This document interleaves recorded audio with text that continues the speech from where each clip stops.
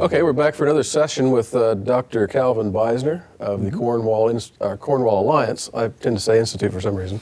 And we're talking about the DVD project that they've created here. It's wonderful. It's called Resisting the Green Dragon. And you'd like to talk a little bit more about the other lectures. There are 12, correct? Yeah. We have 12 lectures. In fact, if you don't mind, I'll grab this and run right down the list. They begin with one by me on the worldview of the environmentalist movement, which is generally an anti-Christian worldview. We've talked about that already in the previous discussion. The next one is called Rescuing People from the Cult of the Green Dragon. This is by Dr. Peter Jones. He's one of the world's leading experts on revived Gnosticism, the New Age movement, NeoPaganism, and the like. I have several of his books. He's a fantastic thinker, and he points out that the entire environmentalist movement is oneist. That is, when you ask the question, what's real? The answer is, well, everything is one. All is of one sort, right? Either it's atheistic secularist and everything is just matter and energy and motion, or it's pantheist, panentheist, or animist, but in no case is there a clear creator-creature distinction. Yes. Biblical Christianity is twoist. There's the Creator, who is infinite, eternal, and an unchangeable spirit, and there is the creation, which is finite, temporal, and changeable. Some of it is spirit, some of it is matter, but it is not creator, right? So when we establish our answer to the question, are we oneist or twoist, all sorts of other things follow from that kind of an answer. Dr. Jones does a really outstanding job of explaining how that works and how it informs one's thinking about the environment. Yeah. Now, if you are a oneist, your understanding of understanding itself, of how we know things, what we know, what it is to know, is going to be heavily impacted by your oneism. Likewise, if you're a twoist. If you're a oneist, there is no revelation. And in fact, ultimately, there is no rationality. There's really no meaning. This is why the Enlightenment, which was feeding off the capital of Christian rationality, gave rise ultimately to existentialism and postmodernism, which is the denial that there is any meaning and that language has any meaning or truth to it. Sense. All language is only the projection of power. Well, they're basically the same, right? Aren't they? I mean, if you have secularism, nothing's sacred. If you have pantheism, everything's sacred, but that means nothing's really sacred. Separated from something. Well, if everything is sacred, nothing can be sacred because there's nothing to separate it from, right? And by the way, environmentalists think, we need to renew a sense of the sacredness of the earth. Well, if it's all sacred, nothing is, And it's only with the twoist understanding that we can maintain the real sense of the sacred and the profane. If there's going to be the sacred, there's going to be the profane as well. So now, this means that our way of learning, the way of knowing is different. If there's no creator, if there's no God, then there's no propositional revelation from this God, and we are not made in his image to be reasoning, rational creatures as he is. But if there is a God, if there is the triune God of Holy Scripture, of whom we read in John 1:1, in the beginning was the Logos, and the Logos was with God, and the Logos was God, and it goes on to tell us that he is the light who lightens every man who comes into the earth, into the world, then we have the capacity for reason. Well, our third lecture is by Dr. Vishal Mangalwadi. Vishal is an Indian philosopher and theologian, converted under the ministry of the late Francis Schaeffer, discipled by Schaeffer, and he explains Logos versus mysticism, the environmentalist flight from reason. Why is it that so much of the environmental movement is, frankly, anti-rational and irrational, especially, by the way, the eco-feminist branch of environmentalism. Of course. Represented, for example, in Carol Adams's book, The Sexual Politics of Meat, a feminist vegetarian critique, where she says that logic is a specifically masculine patriarchal trait, and it is part of patriarchy, part of masculine oppression of women. to insist on anything logical. Which is a terrible insult to every woman out there, by the way. If she doesn't Well, realize. not only that, but obviously she's right. She's right. Logic is a universal human capacity, and it is not the least bit specially masculine, and it's not at all oppressive of women. And isn't that what she said? Exactly. No, that's the opposite of Why what she not? said. Why not? But if you reject logic, what she said means the opposite of what she said and everything else you can imagine, right? So you reject logic and you become thoroughly irrational. Well, that is where much of the environmentalist movement is. We follow that up with Dr. Michael Ferris, the founder of the Homeschool Legal Defense Association, Patrick Henry College, and he speaks for us on what we call from Avatar to, from Captain Planet to Avatar, the seduction of our youth, how the environmentalist movement uses Hollywood entertainment, television programs, the internet, and curriculum in the public schools, and curriculum often that is provided to private Christian schools as well, to bring its propaganda to youth. It also goes on to discuss how this is being done targeting churches specifically.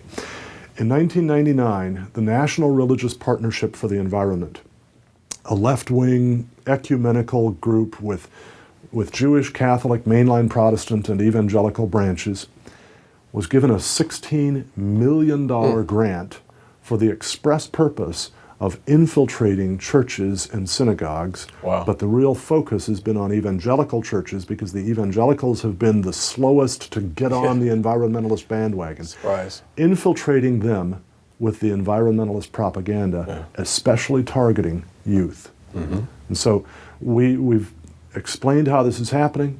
Pastors and parents desperately need to be aware of this, and they need to warn their young people about it. They need to be training people to recognize the propaganda for what it is and to resist it. We also have Dr. Stephen Hayward. He is a research fellow at the American Enterprise Institute, a very fine scholar on long-term environmental trends. He's the co-author of the annual Index of Leading Environmental Indicators. Steve talks for us about what we call a brief history of environmentalism's exaggerations, myths, and downright lies. Just going through a number of examples of how they have made claims that when empirically tested turned out to be false. And often those claims are used as the basis for driving public policy, which in many instances is very costly, very harmful to the economy and especially to the poor. That's followed up by Dr. David Legates, who is a professor of climatology at the University of Delaware. He's the Delaware state climatologist as well. David speaks on, as he puts it, putting out the dragon's fire on global warming. He explains that, yes, of course there's global warming, and there's global cooling. In fact, those who say that climate change is a problem are the ones who are really the climate change deniers, because climate has always changed, it always will change. The Earth's climate system has never been in equilibrium, and it never will be. That's not the way fluid dynamic systems operate. He explains why humanity's contribution of greenhouse gases would have minuscule effect on global average temperature. And in fact, global average temperature, frankly, isn't very important. There's nothing, he points out, there's nothing that we recognize as significant to human or any other life that responds to global average temperature. Yeah, that's such a huge, broad indicator. I mean, it's like if you mix all the colors together, you get gray. I mean, well, just as Tip O'Neill once pointed out, all politics is local, right? All weather is local. And it's local weather that's important to you, not the average temperature around the globe. I don't turn into Pittsburgh Channel 2 to find out what's going to happen in my backyard tomorrow. And you don't turn to the Weather Channel to find out, oh, what's the global average temperature today? Exactly. Well, you'll find that it's typically right around about 59 degrees Fahrenheit. But how many places are at 59 degrees Fahrenheit today? If you put on your light jacket for Georgia in or if you live in the July Sahara, right, you've got a problem. That follows up with Becky Norton Dunlop. She's a vice president of the Heritage Foundation, former secretary for natural resources at the state of Virginia, Commonwealth of Virginia. And she talks about how going green impoverishes families, churches, businesses, the society as a whole. Yeah. The economic cost of many environmental policies is enormous, and the actual benefit, whether to natural ecosystems or to human beings, is typically very, very small, if there's any whatsoever. So she explains about that. That leads into Dr. James Tonkowicz, former president of the Institute on Religion and Democracy, a writer for us at the Cornwall Alliance. Jim speaks on how environmentalism ravages the world's poor. We talked in our last conversation about, for example, the opposition to the use of DDT to control malaria-carrying mosquitoes, costing some 2, 3, 4 million premature deaths every year from malaria, and by the way, 800 million infections every year, and usually those lead to 3 to 9 or 10 weeks of such severe illness you cannot possibly be doing any work. Well, how many Americans could afford to be out of work for illness 6 to 9 weeks every year? Oh, yeah, no way. That's not good. So Jim talks about how environmental policy adversely affects the poor around the world, and the Bible tells us, for example, in Psalm, I just read it a couple of days ago. I think it was Psalm 40, verse 1. Blessed is he who considers the poor. The Apostle Paul tells us that the apostles in Jerusalem wanted to make sure that he always remembered the poor. He said, that's the very thing I was intent on doing. So we as Christians need to do that. Dr. Charmaine Yost, who's president of Americans for United for Life, the country's oldest pro-life organization, then talks on how the environmental movement is a threat to the sanctity of human life through its support for population control using abortion, euthanasia, eugenics, often coercive contraception, and in fact, the science advisor, the chief science advisor to our current president, John Holdren, co-authored a book in 1977 with Paul Ehrlich in which they explored the idea and said that it would be constitutionally defensible that we should put contraceptive chemicals into municipal water supplies, and only people approved by the government could get an antidote. That's how we would control population. Whatever happened to the pro-choice opposition to Big Brother in the bedroom? Very inconsistent. I then have a lecture on how the environmental movement supports a move toward global government. To make a very long story short, one way to look at it is this. The word environment comes from a French word meaning to turn around. Basically means surroundings. Right. Well, I can't think of anything that isn't part of our surroundings. From the hair on the back of your head to Alpha Centauri, the nearest star outside our solar system. Everything is part of our surroundings. So really, environmentalism means everythingism. Well, we have another word for everything. It is the totality of things, right? We also have another word for everythingism. It's totalitarianism. Environmentalism speaks in terms of global problems needing global solutions. And it uses that word global in two senses. One, geographic extent, but two, intensity. Everything we do has environmental consequences. Therefore, everything we do needs to be regulated by somebody. So we're going to have the elite, we're going to have the anointed telling us everything we need to do in our lives. What to drink, what to wear, how much water your shower head can put out. What kind of light bulb to use. What kind of toilet you get. Right, whether your toilet's going to flush successfully, all of these things.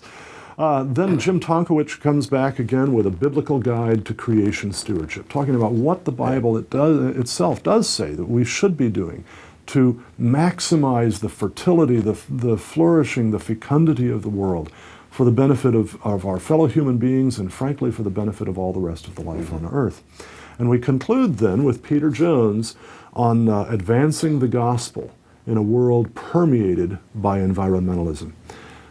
The environmental movement, I have said already, is a religion to itself. It's got its own doctrines of God, creation, humanity, sin, and redemption. Ethics. It's got its own ethics, certainly not the Ten Commandments. Environmentalism is its own religion, it has its own gospel, and unfortunately a lot of Christians think that you can just kind of import a lot of environmental ideas into our Christian living and think, okay, I can be a creation steward. I can be involved in creation care by doing what, say, Greenpeace or the Sierra Club or the International Union for the Conservation of Nature tells me to do, but sprinkling it with some Christian verbiage and then saying, and I want to be promoting the gospel. What happens, though, in many instances, is that the gospel itself gets perverted. Sure. And we then begin to hear that the real gospel is, if you love God, you'll take good care of his earth. Right. Well, it is true that if you love God, you'll take good care of his earth. But that's not gospel. That's actually law. That tells us what we're supposed to do.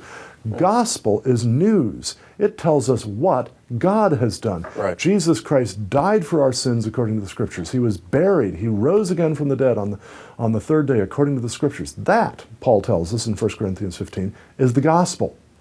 And we need to clearly define that gospel. We need to defend it clearly, and we need to trumpet it loudly in this world that is indeed permeated by environmentalist thinking. Absolutely. So that's why we produced the series, Resisting the Green Dragon. We've also produced a book that goes along with it, Resisting the Green Dragon, Dominion Not Death, by a Christian lay theologian and physicist, Dr. James Oneist, that goes into greater detail and more documentation on all of this stuff. Absolutely. Yeah. That last phenomenon you just mentioned of the Christians who, I think you're seeing a lot of Christians convert to this, realize, oh, we should be taking care of creation. Absolutely. And Certainly but then they go out and look for answers, and since Christians heretofore to date have not provided answers for that, they go out and find the default material, which is Sierra Club and all those other guys. Right.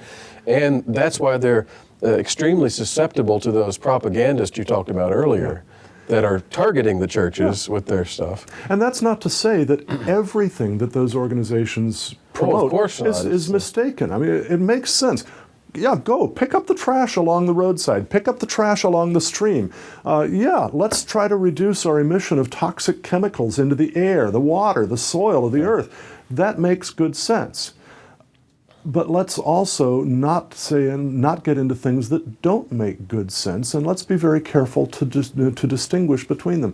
There's a great example of that in a book that was published in the 1980s called Earthkeeping in the 90s by a coalition of scholars around Calvin College up in Michigan. They had an appendix in the book in which they discussed why they did not insist that their book be printed on recycled paper. Because though they had all begun kind of with the assumption that, of course, recycling paper is a good idea, what they discovered through their research at that point was that it turned out that for the most part, it was more environmentally friendly to make paper from new trees, from trees newly cut, than to make new paper from recycling, because you needed lots of caustic chemicals to bleach that previously printed or dyed paper and get it white again or off-white. And besides that, you could only put paper through recycling, maybe 2 or 3 rounds of it, before the fibers became so tiny, so broken up that you couldn't, the paper wouldn't hold together anymore. Right. They wound up deciding it was ecologically more responsible not to recycle than to recycle. That's great. But there are other things that make perfect sense to recycle, like aluminum cans and glass, and now many plastics make good sense to recycle as well. So we want to learn to be discerning about this thing, to use what Paul tells us in 1 Thessalonians 5:21. Test all things. Test all things. Hold fast what is good. That's what we as Christians should do. Not be conformed to this world, but be transformed by the renewing of our minds, so that we can know what is the good and perfect will of God. And that we get from the Scriptures. That's great. This is all good stuff, and I'm sure glad you've taken the time to go through this with us. Again, Resisting the Green Dragon, recommended Sunday schools, homeschools. I highly recommend it. Thanks so much, Joel. Thank you. Good to be with you.